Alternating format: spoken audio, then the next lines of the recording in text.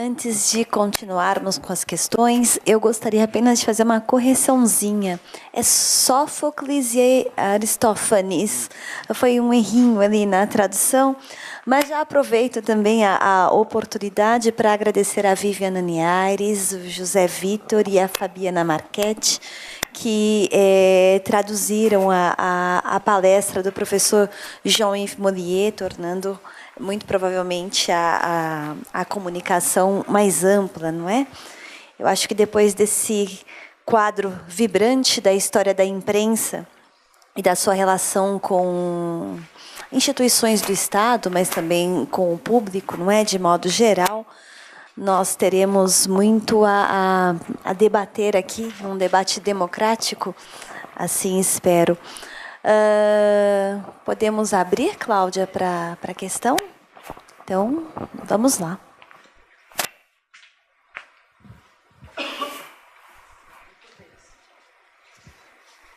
Enquanto o público se organiza, porque acho que são muitas informações, eu teria uma questão. Eu penso que as fake news, elas levantaram, uma vez mais, eu acho que esse problema nunca deixou de estar na pauta, não é? Dos debates públicos, mas ela levanta uma vez mais o problema da regulamentação da imprensa pelo Estado. E, por outro lado, há sempre o medo da censura. Então, acho que seria interessante discutir como é que se encontra um equilíbrio, não é? Qual seria a participação do Estado nesse processo de regulamentação?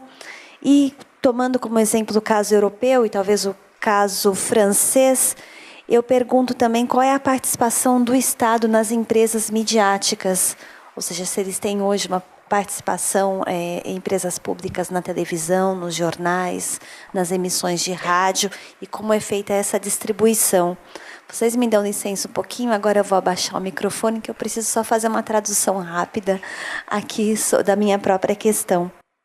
En Europe, comme en Amérique du Nord ou du Sud, et ici au Brésil, on a constaté à la fin du XXe siècle un mouvement de renforcement considérable des conglomérats médiatiques privés, au détriment des médias détenus par les États. Bom, nos Estados Unidos, no Brasil, na Europa, enfim, por todas as partes, a gente observou no final do século, na fin du XXe siècle, oui, a organização de conglomerados midiáticos, ou seja, de empresas privadas, independente das empresas públicas. Au nom de la liberté d'expression et en fonction ou en vertu d'une conception très libérale de l'économie, les États, dans la plupart des démocraties, ont accepté de se désengager, c'est-à-dire de vendre au privé leurs stations de radio, leurs stations de télévision et les actions qu'ils pouvaient détenir dans la presse écrite. Bem, em nome do discurso da liberdade de expressão e, é claro, diante de uma concepção liberal, os estados eles aceitaram de vender a sua parte, né, na emissão de rádio, de televisão, enfim, a sua parte na emissão das mídias. Dans la plupart des États, les gouvernements se sont simplement contentés d'encadrer par des lois très libérales l'ensemble du système médiatique. Na grande parte dos estados liberais, os governos eles simplesmente se contentaram, não é? Eles se liberaram do controle das mídias. Pour prendre un exemple très précis, en France, il existe un Conseil supérieur de l'audiovisuel. Para tomar um exemplo bem preciso, existe na França um conselho superior l'audiovisuel. Do audiovisual. Radio et télévision. Radio et télévision. Ce conseil a le droit d'intervenir lorsqu'il considère qu'une chaîne de télévision ou une station de radio a commis une faute. Esse conselho ele tem o direito de intervenção quando ele observa que uma cadeia de televisão ou rádio fez um erro, cometeu um erro. Mais, dans la plupart des cas, il se contente d'un simple avertissement ou d'une amende qui n'est pas dissuasive. Ou na maior parte dos casos ele se contenta com uma juria de moda,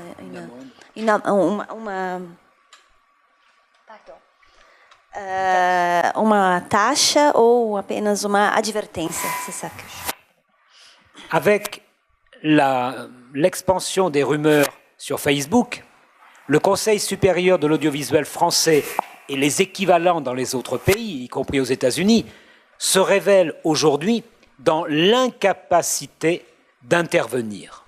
Bom, agora com o aparecimento das fake news, Facebook, esse conselho e até outros instrumentos de Estado, como no próprio dos Estados Unidos, eles demonstram a incapacidade que eles têm de intervenção. Normalement, le diffuseur d'une fausse nouvelle grave peut être poursuivi. Normalmente, o difusor de notícias falsas graves podem ser perseguidos. Mais les réseaux sociaux disent qu'ils ne sont pas les diffuseurs et qu'il faut poursuivre ceux qui ont installé la fausse nouvelle sur leur page Facebook ou sur leur compte YouTube, etc.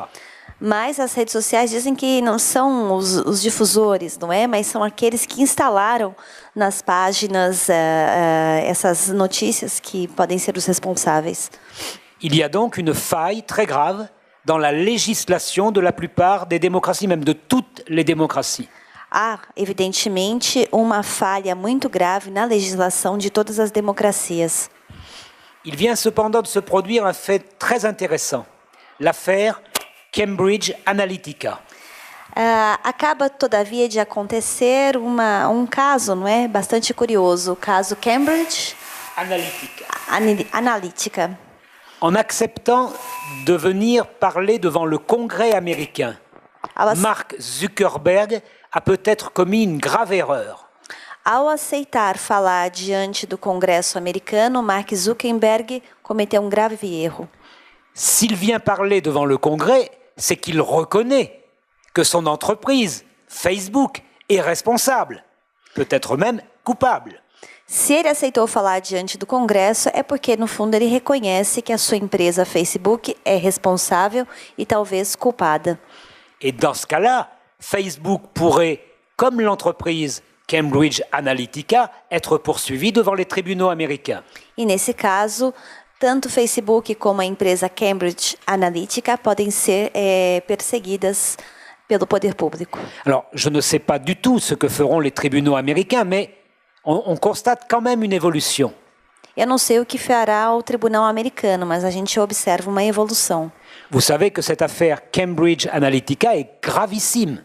Você sabe que esse caso Cambridge Analytica é gravíssimo. Puisque cette entreprise britannique a sélectionné à peu près 80 millions d'électeurs américains grâce à leur page Facebook.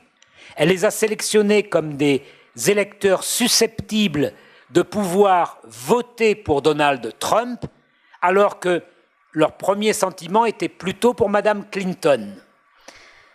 Combien, je peux dire? 80 millions. 80 mil. Bom, se eles selecionaram 80 mil eleitores no Facebook que poderiam ter uma tendência a votar por Hillary Clinton, e eles levaram isso, tenderam esses votos para Donald Trump.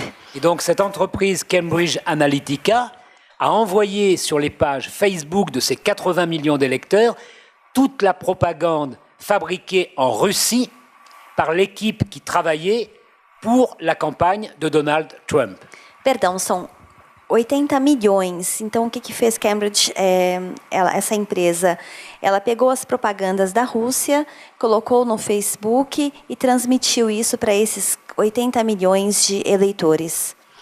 En allant devant le Congrès, Mark Zuckerberg a donc reconnu effectivement, devant les représentants du peuple et devant les sénateurs, il a reconnu que Facebook avait commis une erreur en n'arrêtant pas l'entreprise de diffusion de fake news.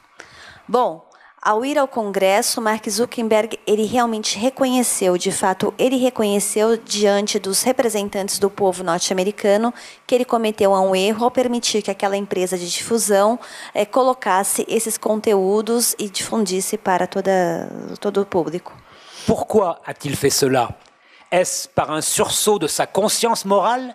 Est-ce que tout d'un coup le mot éthique aurait signifié quelque chose pour lui? Por que ele fez isso? Foi uma questão de uma consciência moral? Foi por uma questão ética? Non, bien sûr que non. Qu'est-ce qui s'est passé? L'action boursière de Facebook a baissé. Et tout d'un coup, la baisse de l'action boursière, ça entraîne une montée d'adrénaline qui se transforme dans le cerveau de Mark Zuckerberg en sentiment qu'il faut vite dire « mea culpa, mea maxima culpa ».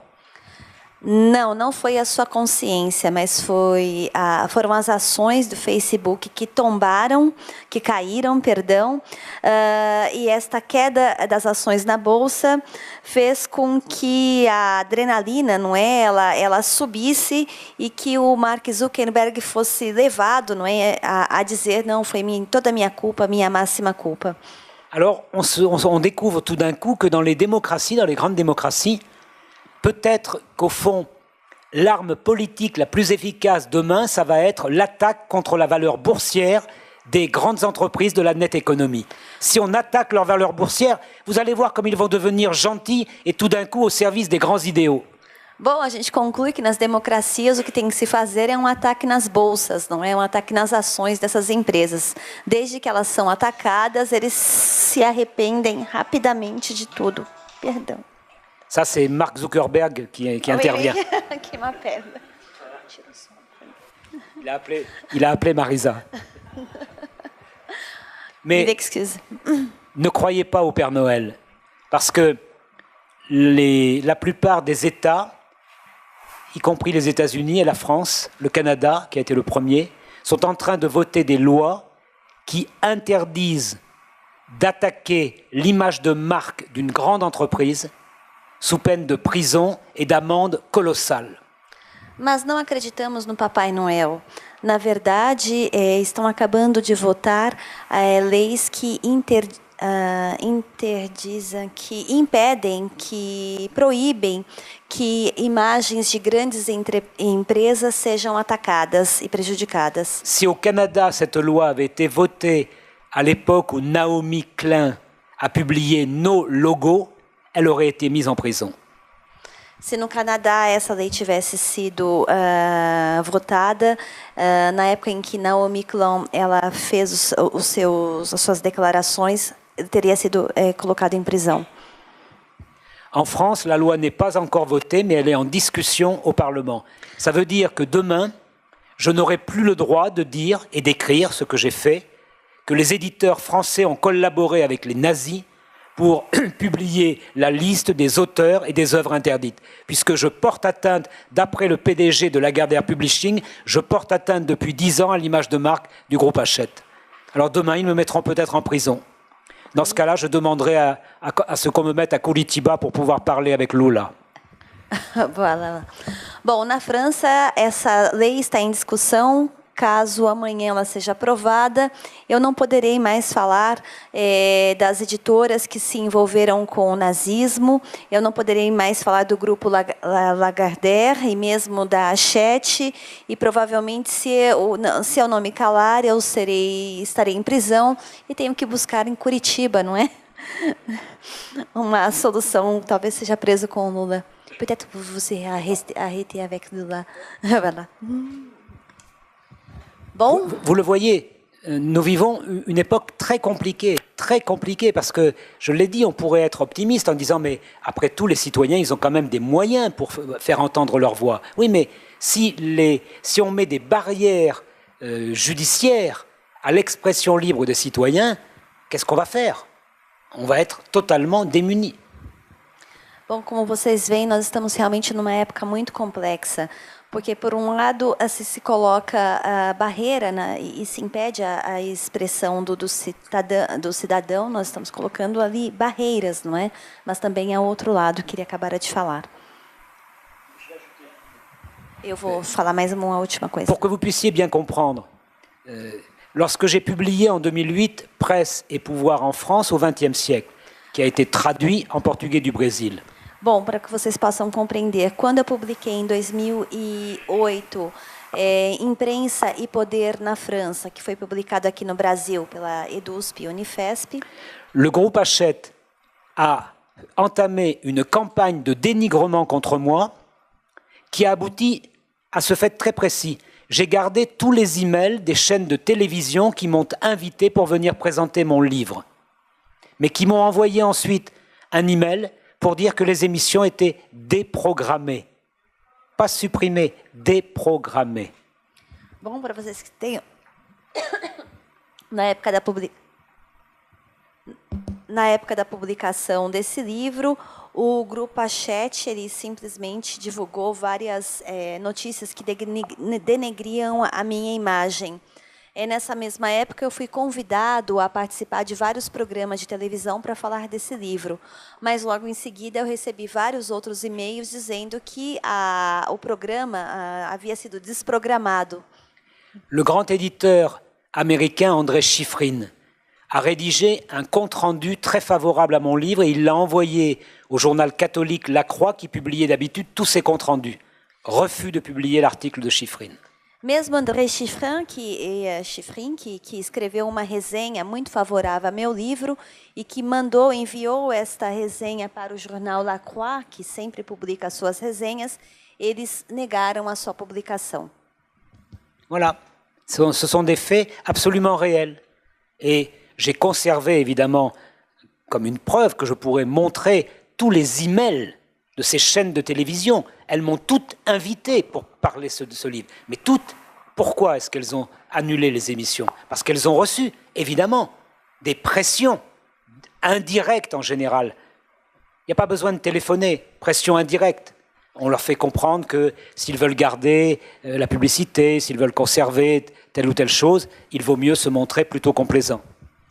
Bom, são fatos reais. Eu guardei todas essas provas, eu guardei todos esses e-mails, os e-mails de todas as cadeias de televisão que me convidaram. E todos esses programas foram anulados. É claro que há uma pressão, mas há uma pressão indireta, não é apenas um telefonema, mas é aquela pressão que diz, bom, se vocês mantêm esse programa, nós podemos tirar a publicidade, e assim por diante. Et si je parle un peu longuement de cet exemple, c'est que moi je suis historien.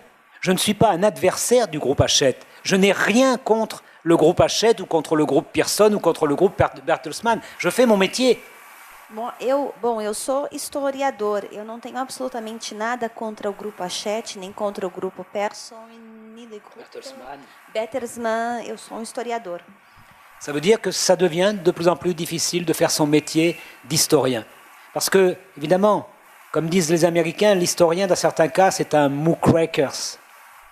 Je ne sais pas comment on peut traduire. En français, on a un terme très vulgaire, un fouille-merde. Bom, isso quer dizer que é cada vez mais difícil ser historiador nos dias de hoje. O historiador, como diz uma gíria americana, eu perdi a palavra, mas em francês isso quer dizer alguém que mexe na caca. Voilà. L'historien, comme le journaliste dans certains cas, il met les mains effectivement dans quelque chose qui ne sent pas bon. Mais il ne le fait pas parce qu'il cherche, évidemment, il ne le fait pas parce qu'il cherche à remuer ces choses qui ne sentent pas bon. Il le fait parce que c'est son métier. Le métier d'historien, qu'on le veuille ou non, ça demeure le métier de quelqu'un qui tente d'approcher la vérité au plus près. Il n'y parvient jamais, mais il tente de s'en rapprocher. Bom, a profissão de historiador é justamente aquela que tenta se aproximar o mais possível da verdade. E o que ele dizia anteriormente a essa última frase é justamente isso. Tudo que a gente faz, toda a nossa pesquisa, a gente faz porque nós somos historiadores. Et ça m'amène à parler du Brésil. Depuis 2 semaines que je suis au Brésil, parce que j'ai fait d'abord une tournée dans le Nord-Est, les collègues brésiliens m'ont expliqué qu'apparemment au Brésil, il y a des menaces contre les sciences sociales et contre les sciences humaines. É a mesma coisa. Eu estou aqui no Brasil faz 2 semanas, eu estava no Nordeste, e uma colega no Nordeste me disse que hoje em dia há uma verdadeira ameaça contra as ciências humanas. On m'a dit qu'il y aurait une sorte de projet de loi qui consisterait à enlever les sciences humaines des universités publiques et de les transférer vers les universités privées. Bom, há uma tendência a tirar as ciências humanas das universidades públicas, segundo me disseram, e transferi-la para o sistema privado. Et on m'a dit aussi qu'apparemment, la philosophie et la sociologie seraient considérées comme des disciplines un peu inutiles. E aparentemente consideram hoje a filosofia e a sociologia como disciplinas inúteis. J'ai dit à mes collègues brésiliens qui étaient contents de l'apprendre, ça c'est intéressant parce que la dernière fois en France où on a supprimé l'enseignement de la philosophie, c'est sous une dictature abominable, le Second Empire, l'époque de Napoléon III, qui a supprimé l'enseignement de la philosophie dans les lycées. Bom, a única época em que o ensino de filosofia foi suprimido, foi retirado do currículo na França, foi na época da ditadura de Napoleão III, no século XIX. Et vous le savez bien, dans les dictatures en Amérique latine, quand elles se sont installées, au Brésil, au Chili, en Argentine, partout, ou en Europe, ou en Asie, je pense à la Turquie, partout, on a fermé des départements entiers de sciences sociales et humaines. Je pense notamment à la PUC, la Pontificale Université de Chile. Bon. Université pontificale, où le département des sciences sociales était un département qui ne faisait pas de politique. Il a été fermé brutalement par le général Pinochet. Bom, e vocês sabem, nas ditaduras latino-americanas, no Chile, na Argentina, no Brasil, nós podemos citar o caso da Turquia também, os departamentos de ciências humanas, eles foram fechados. No caso da Pontifícia Universidade Católica do Chile, é bom imaginar que é uma Pontifícia Universidade Católica, o curso o departamento de ciências humanas também foi fechado, e eles não estavam lá para fazer política. Et le directeur de ce département des sciences sociales de la PUC, donc de Santiago de Chile, il a été mis immédiatement dans un avion. C'était un Belge catholique. E o diretor da PUC, na época do Departamento de Ciências Humanas, era um belga católico que foi imediatamente colocado no avião no regime do Pinochet. Et vous pouvez lire son récit, il s'appelle Armand Matelard, et ses livres ont été traduits en espagnol, je pense qu'ils doivent être traduits aussi en portugais. Armand Matelard. Seu nome é Armand Matelard e seu livro provavelmente deve ter sido traduzido para o português. Questões?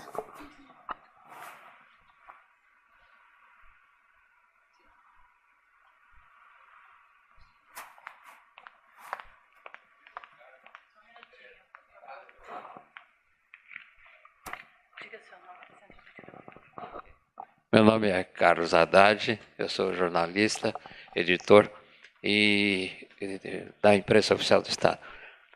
Em primeiro lugar, quero congratular o professor pela palestra que ele fez e pelos livros que ele editou.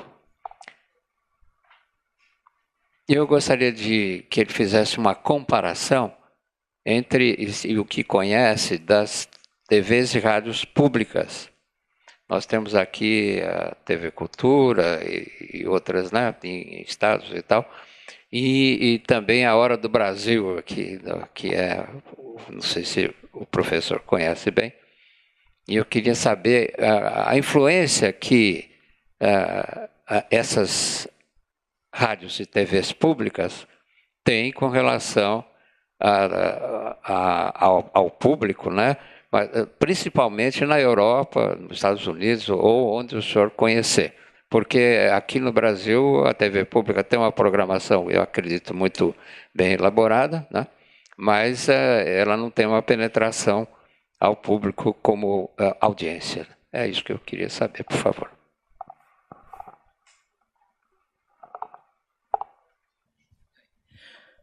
Merci pour cette question. En fait, la situation de la France, de l'Allemagne ou de la Grande-Bretagne est exactement la même à quelques nuances près.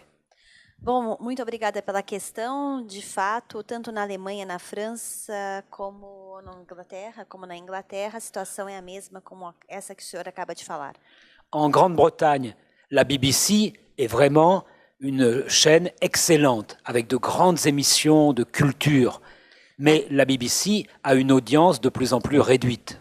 Bom, na Grã-Bretanha existe a BBC, que é realmente canal que tem programas excelentes, mas a sua audiência também está caindo.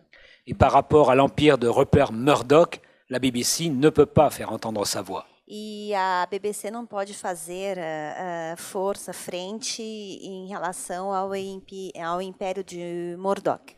En France et en Allemagne, il existe une magnifique chaîne publique d'information et de divertissement qui s'appelle Arte. Na França e na Alemanha existe uma cadeia, canal magnífico que se chama Arte. Et qui est une chaîne franco-allemande. E que é canal franco-alemão. Ça veut dire que les mêmes émissions sont diffusées en allemand et en français. Isso quer dizer que os mesmos programas são difundidos na Alemanha e na França. Il y a des émissions d'information excellentes. Há programas de informação excelentes. Mais quand on regarde les courbes d'audience, il va de soi que l'audience d'Arte est ridicule, très faible. E quando a gente olha a curva de audiência, a gente conclui que a audiência também é muito pequena, baixa. En France, il existe aussi une excellente chaîne de radio qui s'appelle France Culture. Na França também existe uma excelente emissão de rádio, emissora de rádio, obrigada, que se chama França Cultura. Oui. Et puis vous connaissez la chaîne de la francophonie TV5 Monde que vous captez au Brésil. E vocês provavelmente conhecem a TV5 Monde, que é difundida aqui no Brasil. Mais ces moyens d'information et de divertissement ont une audience trop réduite par rapport à la capacité des conglomérats. Mas a audiência é sempre muito reduzida, principalmente em relação à capacidade dos grandes conglomerados. La vraie question qui se pose, c'est comment les chaînes publiques peuvent-elles inventer des émissions de divertissement capables de retenir autant de millions de téléspectateurs ou d'auditeurs que les grandes chaînes privées. A principal questão reside em se perguntar em que medida uma rede pública ela pode inventar programas de diversão para milhões de telespectadores e com isso fazer frente às empresas privadas. Comment faire pour, sans tomber dans les reality shows et les talk shows, inventer des émissions quand même très populaires, mais populaires dans le bon sens du terme, c'est-à-dire pas populistes. Como criar, não é, programas realmente populares, sem cair nos reality shows e sem ser populista.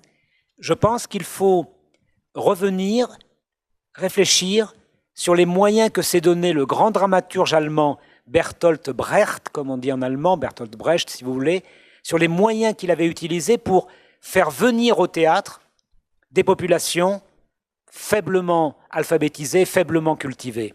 Acho que nós podemos pensar a partir do Bertolt Brecht, o dramaturgo alemão, que conseguiu que buscou o meio de atrair para o teatro todo um público, não é, que tinha uma baixa alfabetização.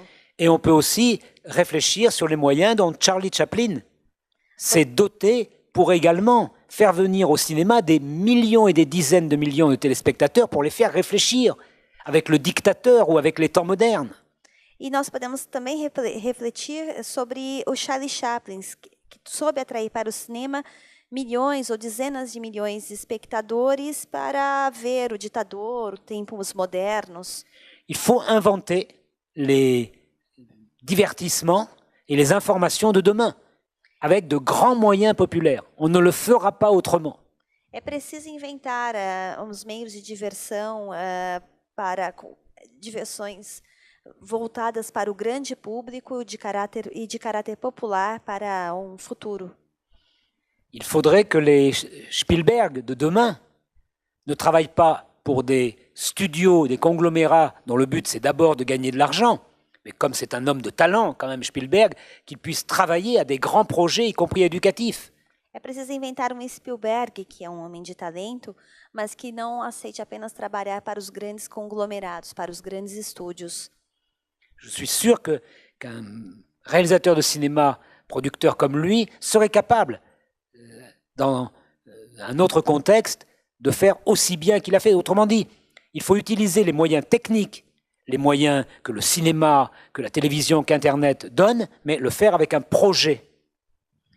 Eu estou convencido de que ele poderia fazer coisas nesse sentido, porque é preciso tirar proveito desses meios técnicos para atingir programas para populares, mas isso depende de um projeto. Il existe des cinéastes extraordinaires. Je pense à Ken Loach. Ken Loach, le Britannique. Existem cineastas extraordinários como Ken Loach. Mais il est plus connu en France, où ses films sont vus à chaque fois par un public assez nombreux, qu'en Angleterre, où tout le monde le dénonce comme un rouge. Ele é mais conhecido na França, onde ele tem público até numeroso, do que na Inglaterra, que ele é simplesmente conhecido como vermelho. Il existe aux États-Unis un cinéaste extraordinaire, Michael Moore. E há nos Estados Unidos cineasta extraordinário que se chama Michael Moore. Ces films ont véritablement fait réfléchir. Le film sur la vente des armes dans les supermarchés et les autres films. Os seus filmes fazem a gente pensar, como o filme sobre a venda de armas no supermercado ou outros de seus filmes. Mais il est un peu silencieux depuis quelques années, et puis tout seul, il ne peut pas tout faire. Il faudrait qu'il y ait des dizaines de Michael Moore et des dizaines de Ken Loach. Mas sozinho ele não pode fazer tudo. É preciso uma dezena de Michael Moore, uma dezena de Ken Loach. Parce que ce qui est intéressant avec l'un et l'autre, c'est qu'ils utilisent véritablement avec intelligence les grands moyens que permet le cinéma, mais pour faire passer leur projet éducatif.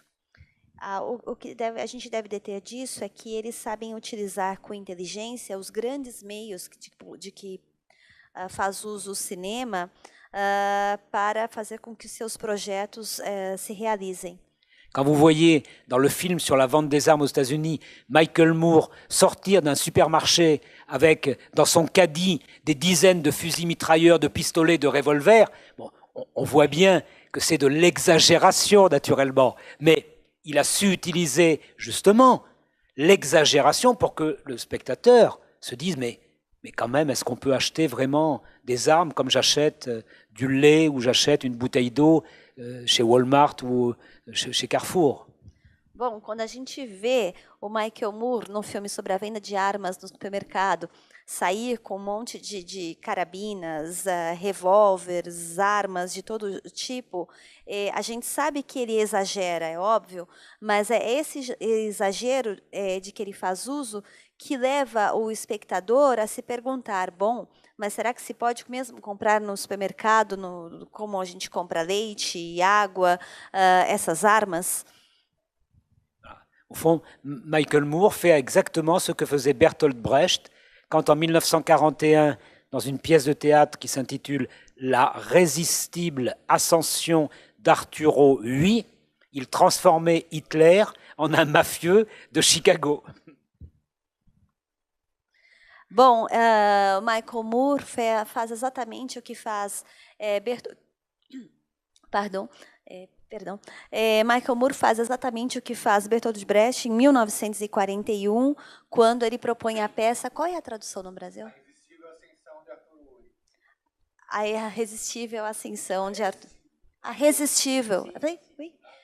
Irresistível Ascensão de Arturo Louis. Vou lá.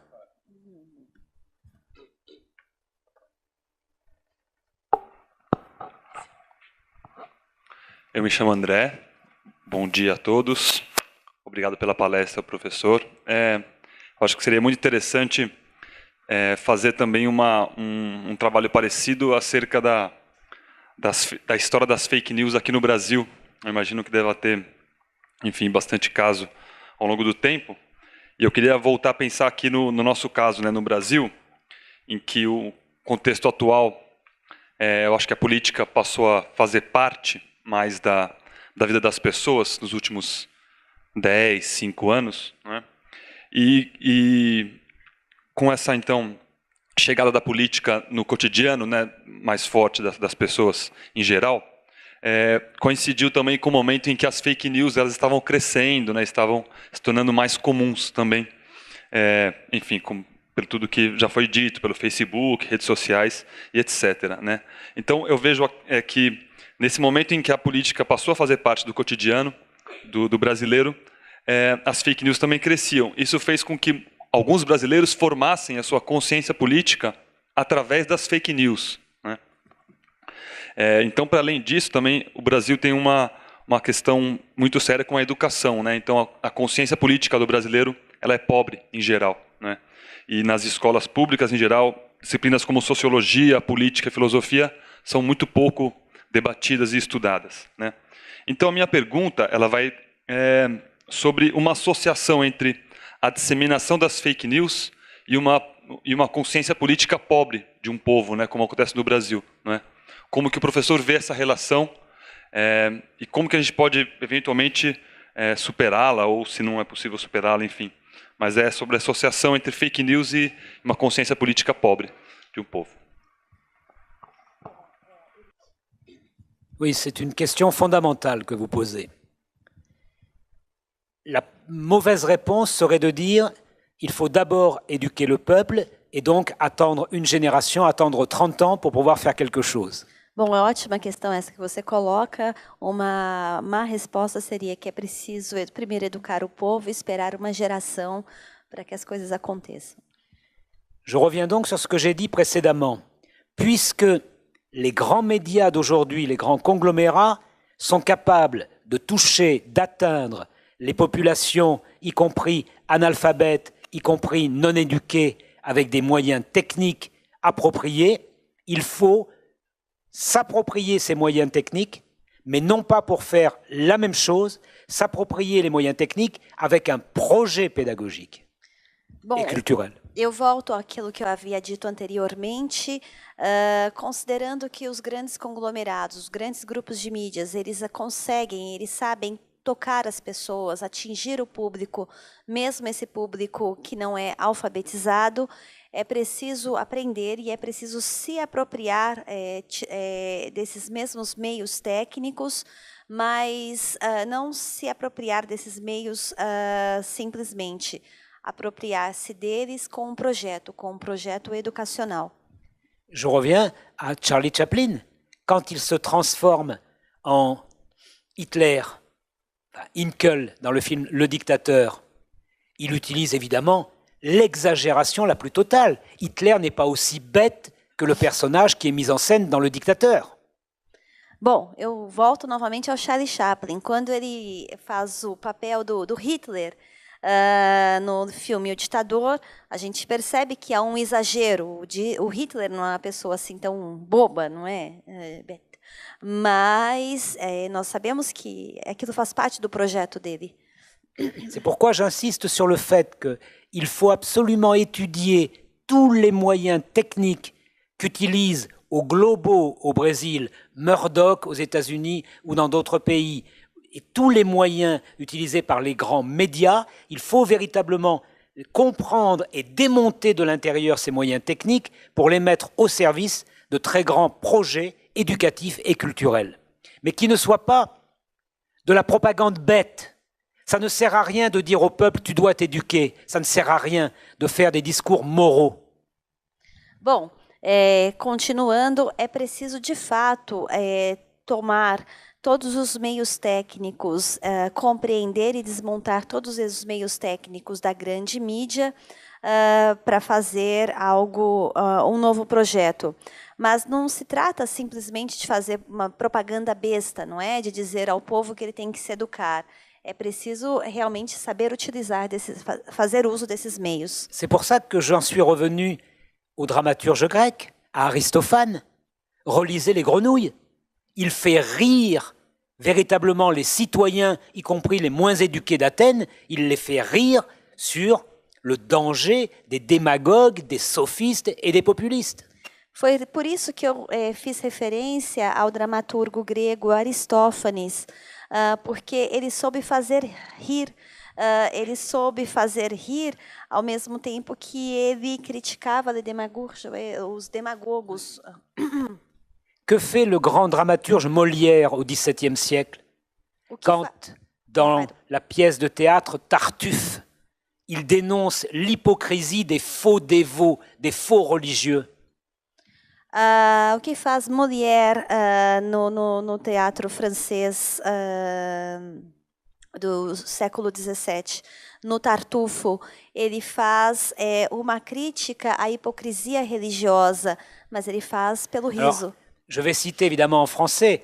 On voit le personnage de Tartuffe mettre un mouchoir devant ses yeux, mais il regarde quand même quand la servante arrive avec la poitrine très visible, et il lui dit « Cachez ce sein que je ne saurais voir, par de pareils objets, les âmes sont blessées. » Mais elle lui répond « Mais je vous verrai nu du haut jusqu'en bas, que toute votre chair ne me troublerait pas. » On essaye de traduire. Lá, isso é complicado. Mas, bom, eu sei de cor uma passagem que mostra bem essa hipocrisia quando um homem ele coloca um lenço no rosto, porque uma dama chega e ela tem o decote muito aberto. Então ele diz: esconda esses seios nus, porque eu não posso ver. E ela responde: mas o senhor me olha de alto a baixo, o senhor conhece bem as minhas carnes, né? Mas eu não sei. Vous voyez, il y a quelques années, pour le 4e centenaire de la publication de Don Quichotte, Don Quijote de la Mancha, Hugo Chavez, au Venezuela, a fait distribuer 1 million d'exemplaires de ce roman dans les barrios les plus populaires. J'étais un peu perdu. Bon, Hugo Chavez a distribué, pour le 4e centenaire, 1 million d'exemplaires de Don Quichotte. Para o quarto centenário de aniversário do Don Quixote, foram distribuídos 1 milhão de exemplares. Pour moi, c'est une erreur. C'est une incompréhension complète de ce qu'est la situation de la population pauvre à l'époque où l'on vit. Para mim é erro. Para mim é uma incompreensão completa, não é, do que é a situação da população pobre nos dias de hoje. Si vous avez lu, et je pense que vous l'avez lu, le Don Quijote de la Mancha, c'est une œuvre difficile. C'est une œuvre très difficile que seuls des étudiants, des érudits peuvent lire et apprécier aujourd'hui. Se vocês leram, e eu acredito que vocês tenham lido Don Quixote de la Mancha, vocês vão perceber que é uma obra muito difícil. É uma obra para a gente da literatura e para eruditos. Donc cela partait d'un bon sentiment généreux, mais à mon sens, il aurait mieux valu distribuer 1 million d'exemplaires d'un livre écrit de façon à pouvoir être compris par les Vénézuéliens les plus pauvres et leur faisant plaisir, les faisant rire, tout en les éduquant. Eu penso que no lugar de distribuir 1 milhão de exemplares de Don Quixote, Chaves deveria ter distribuído 1 milhão de escritos mais acessíveis, não é? Que pudesse fazer com que aquela população venezuelana, risse. Pourquoi pas 1 million de bandes dessinées racontant le Don Quichotte, mais en le résumant en un album de 48 planches, ce qui se fait aujourd'hui pour des œuvres extrêmement classiques et érudites. L'avantage de la bande dessinée, c'est qu'elle utilise un code qui est immédiatement compréhensible par la plupart des lecteurs. Por que não distribuir uma adaptação do Don Quixote em quadrinhos, por exemplo, uma adaptação em 48 pranchas, como se faz hoje de clássicos? Porque nós sabemos que esse tipo de linguagem ela é mais acessível. Voilà, on en revient donc à la nécessité d'utiliser tous les codes graphiques, tous les codes esthétiques, tous les moyens techniques des médias et des industries culturelles aujourd'hui, mais en y ajoutant évidemment un projet éducatif et culturel. Aí a necessidade de se somar, de se juntar todos os códigos utilizáveis, todos os códigos possíveis para realmente criar uma linguagem acessível. Les dramaturges latins, romains, l'avaient dit à leur manière « castigat ridendo mores ». Je traduis. Si on veut corriger les mœurs, il faut faire rire. Bon, j'ai oublié le nom d'Aventus, pardon. Non, c'était le proverbe latin. Ah, sim. Há provérbio latino que diz que é preciso corrigir. Castigat. On corrige les mœurs en faisant rire. A gente corrige o... Castigat ridendo mores. Castigat ridendo mores, en latin. Há ditado que diz que é preciso corrigir fazendo rir. Ils avaient tout compris. Il faut utiliser. Regardez d'ailleurs, une des raisons du succès en Italie, du mouvement politique 5 étoiles. Moi, je ne l'aime pas beaucoup, mais en même temps, il faut comprendre pourquoi les Italiens, qui en avaient assez, du parti de droite, des partis de gauche, qui ne voulaient plus... Finalement, ce mouvement, c'est un clown. Beppe Grillo, c'est lui qui a lancé ce mouvement 5 étoiles. Comment il l'a fait? Avec le rire, avec ses techniques de clown. Pourquoi ne pas utiliser précisément ces techniques accessibles à tout le monde? Mais, je le répète, non pas dans un but populiste, je pense que Beppe Grillo est très populiste, mais dans un but éducatif, véritablement éducatif. Bom, vejamos na Itália o movimento 5 estrelas. Eu não sou adepto desse movimento, mas o que a gente vê que eles fizeram, né? Eles fizeram com o uso do clown, dessa técnica de fazer rir, justamente para conquistar a população. Betóquio. Bom, são 11h30 e eu que estou fazendo aqui, às vezes, de uma tradutora sem ser tradutora, devo dizer que nós podemos ir para a última questão, antes que eu fique cansada demais e não consiga traduzir mais nada, e eu acho também que podemos passar para a última questão. Muito obrigada. Eu fiquei pensando em uma questão... Oi? Desculpa, Fabiana. Eu fiquei pensando em algo que eu acho que anda ao lado da fake news, né, em relação a essas empresas da economia virtual, que é a questão da espionagem, né, porque são empresas que, além de propagarem informações, elas detêm informações de toda a população comum que utiliza as suas bases de dados, as suas redes, e muitas vezes informações de estados. Então, o Brasil mesmo já foi, né, alvo aí da espionagem do Estado americano, mas através dessas empresas que detêm os servidores de informação e de circulação de informação. Então, eu gostaria de saber como o professor vê isso, se ele tem algum estudo também sobre a espionagem, né, como isso anda lado a lado da fake news. Oui, c'est aussi une question très importante, puisque, en effet, à l'heure actuelle, compte tenu de la plainte qui a été déposée devant le tribunal de Manhattan,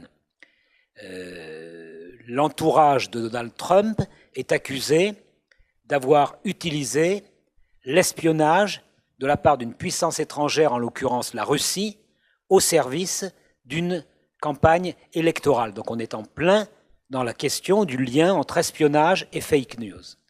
Bom, é uma questão muito importante, porque nós podemos ver agora mesmo, no tribunal, todo um processo que envolve a eleição do Trump e possivelmente o uso do aparelho de espionagem russo a serviço da campanha eleitoral. Et dans la plainte qui a été déposée par le Parti démocrate, donc devant ce tribunal de Manhattan, le réseau Wikileaks est nommément accusé d'avoir favorisé l'espionnage et la diffusion de fake news. E no processo aberto pelo Partido Democrata, no Tribunal de Manhattan, o próprio Wikileaks é acusado de ter collaborado. Si j'ai bien compris, parce que bien sûr je n'ai pas lu la plainte elle-même, ça c'est les avocats qui l'ont déposée, j'ai lu ce que la presse en a dit. Si j'ai bien compris, le Parti démocrate américain reproche à Wikileaks, par haine de la famille Clinton, d'avoir cherché à faire chuter Mme Clinton, pas tellement pour faire élire Donald Trump, mais pour battre Mme Clinton. C'est-à-dire que le but, ce n'était pas tellement de favoriser l'autre candidat, mais ça revenait à ça. Eux, ce qu'ils voulaient, c'était détruire la famille Clinton, parce que pour eux, les Clinton n'avaient jamais rien fait pour faire libérer le patron de Wikileaks, Julian Assange, qui est retenu dans l'ambassade d'Équateur à Londres. Bom, o segundo que eu pude ler, mas eu não tive acesso ao processo apresentado, aberto pelo Partido Democrata no Tribunal de Manhattan, mas o que eu vi pela imprensa é que o Wikileaks, na verdade, ele não abre um processo pelo fato do Trump ter sido favorecido. O que o Wikileaks fez foi tentar destruir a família Clinton. Quer dizer, eles não eram contra Trump, mas eles eram contra a família Clinton. Então, tudo o que eles fizeram foi para destruir a eleição da Hillary Clinton, porque para o Wikileaks, os Clinton não fizeram nada, né, ou não fizeram o suficiente pela libertação do Julian Assange. De l'Équateur. Que é hoje na embaixada do Equador. Donc moi je ne sais pas ce qu'il en est, mais admettons que Wikileaks ait joué un rôle. Ça pose en effet la question que même ces réseaux contestataires, on ne peut pas prendre leur publication au pied de la lettre et que nous devons garder l'esprit critique par rapport, y compris aux Panama Papers, à Wikileaks, à Edgar Snowden. Nous devons conserver en permanence notre esprit critique parce que, en effet, tout peut à un moment être utilisé dans un sens qui consiste à vouloir persuader les lecteurs et non pas convaincre. Je vais terminer par là parce que le grand philosophe français Pascal a écrit au XVIIe siècle une maxime extrêmement pertinente pour montrer la différence entre le verbe persuader et le verbe convaincre. Convaincre, ça s'adresse à la raison, alors que persuader, ça s'adresse au corps, aux passions. Bom, o ponto central é que é preciso também, não importa se o Wikileaks usou isso para derrubar os Clinton, etc., é preciso também criar uma rede de contestação, não é, diante dessas notícias. É preciso, porque tem o Panama Paper, o caso Snowden, o Wikileaks, quer dizer, o que cabe a nós é ter um espírito crítico diante dessas notícias, não é? E eu termino essa minha intervenção com uma máxima do Pascal, que faz uma distinção entre o verbo persuadir e o verbo convencer. O verbo persuadir, ele ele vem da cabeça, ele vem da razão. Pardon, c'est l'inverse. Bom, obrigada. É isso, muito obrigada.